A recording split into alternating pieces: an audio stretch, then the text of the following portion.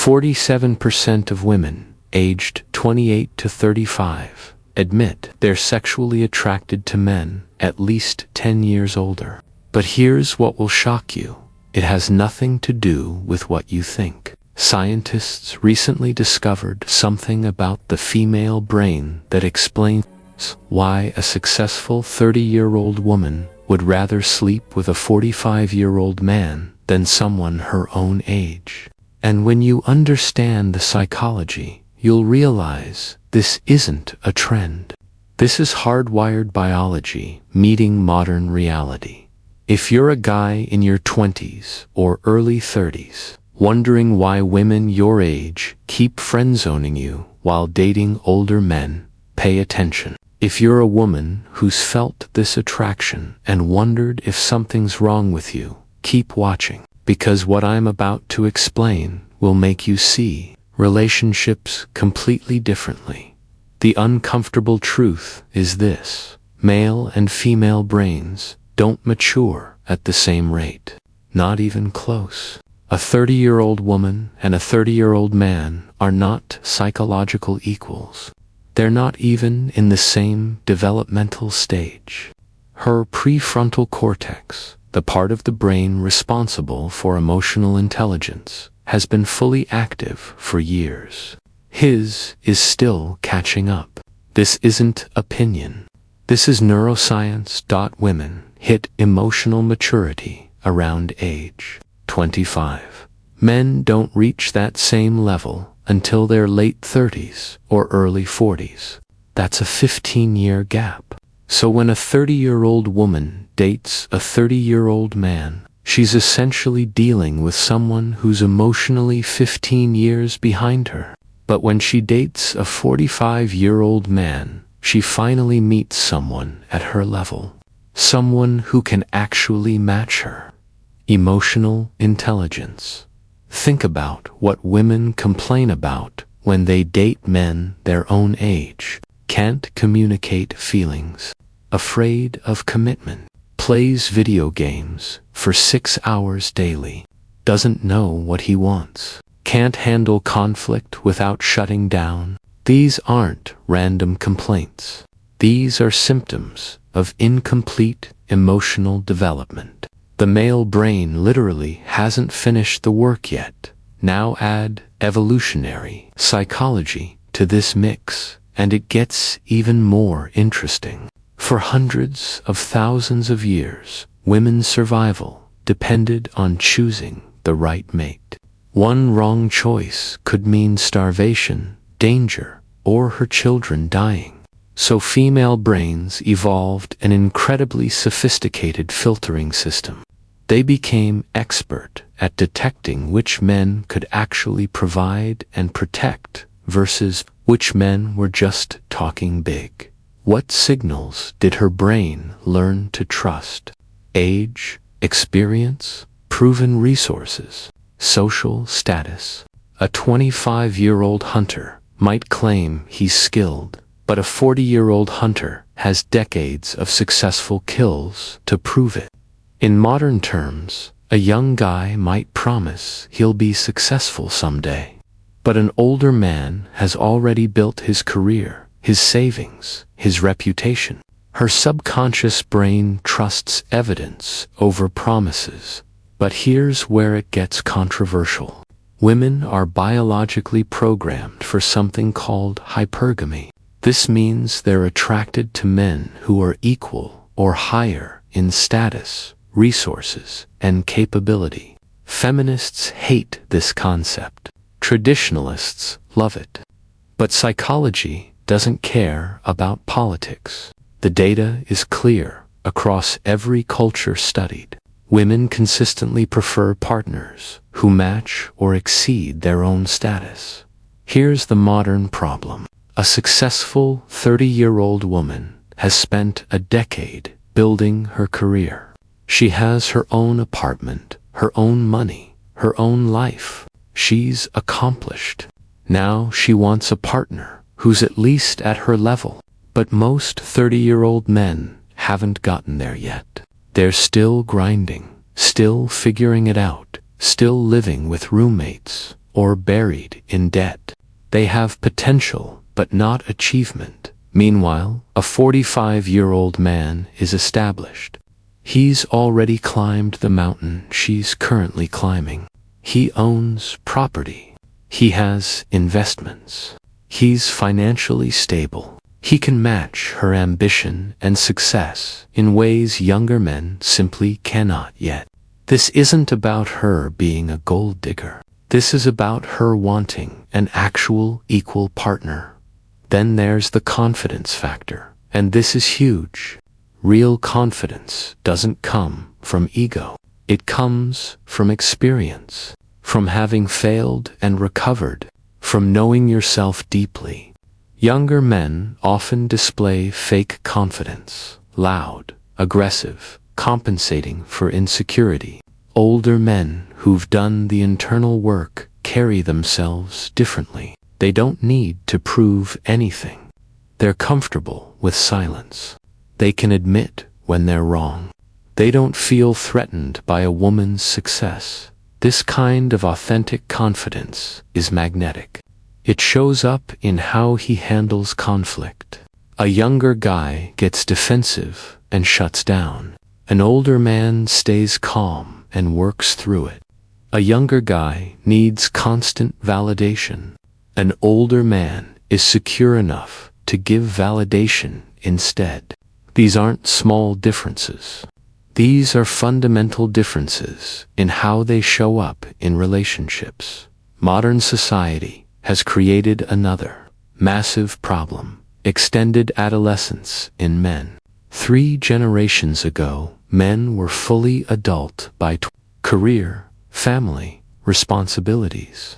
Today, many men in their 30s are still living like college students, playing video games, avoiding commitment, prioritizing casual hookups, refusing to settle down. Society removed the pressures that used to force men to grow up, and many men simply haven't. So women seeking mature partners have to look beyond their age bracket. They're not being picky, they're being realistic. The men their age haven't caught up yet. This isn't about blaming anyone. This is about acknowledging a genuine societal shift that's impacting relationship dynamics. Communication is another critical factor. Studies show men don't develop strong communication skills until their late 30s. Before that, most struggle to express emotions, listen actively, or navigate conflict constructively. They ghost instead of having difficult conversations. They avoid defining the relationship. They send mixed signals. This isn't because they're bad people. This is because their brains literally haven't developed those neural pathways yet. Older men have had years to develop communication skills. When a 45-year-old man is interested, he says it clearly. When he wants commitment, he pursues it directly. When there's a problem, he addresses it instead of avoiding it. This clarity is incredibly attractive to women who are exhausted from decoding the confusing behavior of younger men. There's also decisiveness. A 30-year-old woman often knows exactly what she wants. Marriage, children, partnership, whatever it is. She doesn't want to waste 3 years with someone who's still figuring out if he even wants those things. Older men have already made these decisions.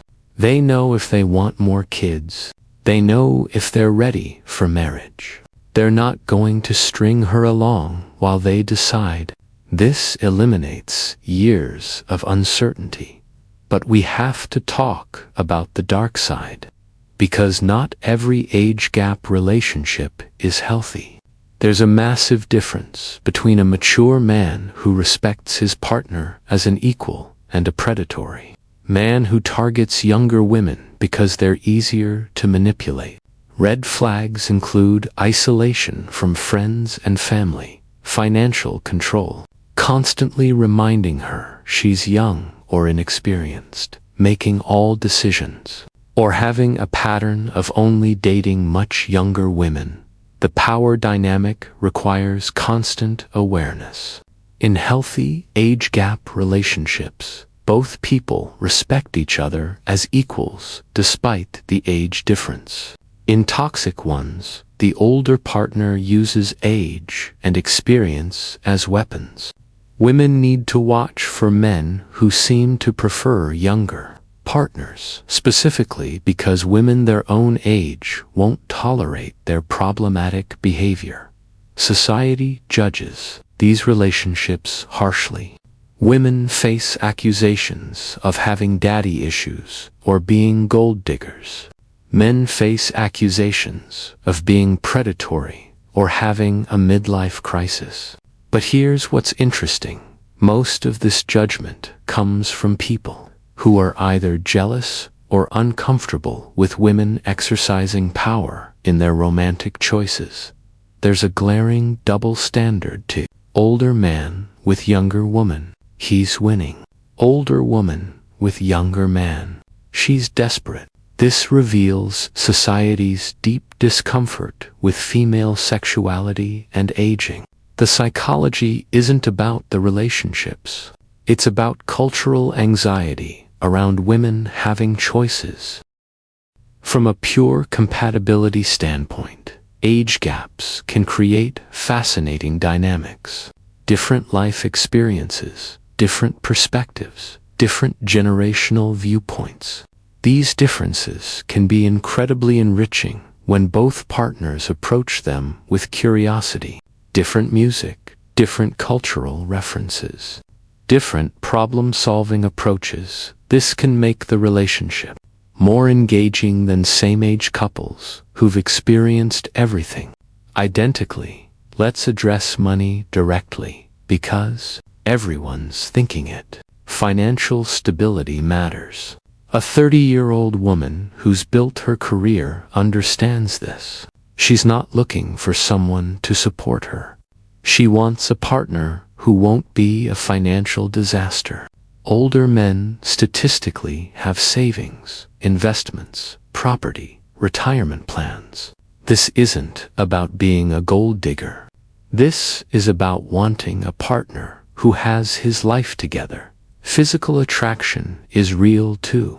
Some women genuinely find older men more attractive. Salt and pepper hair, maturity in the face, a more substantial build. Plus, older men often take better care of themselves than when they were younger. They've learned the importance of fitness, grooming, style. They're not trying to impress everyone, just the people who matter. But let's be honest about reality. Energy levels differ. Health concerns increase with age. A 30-year-old woman with a 50-year-old partner needs to think about what life looks like in 20 years.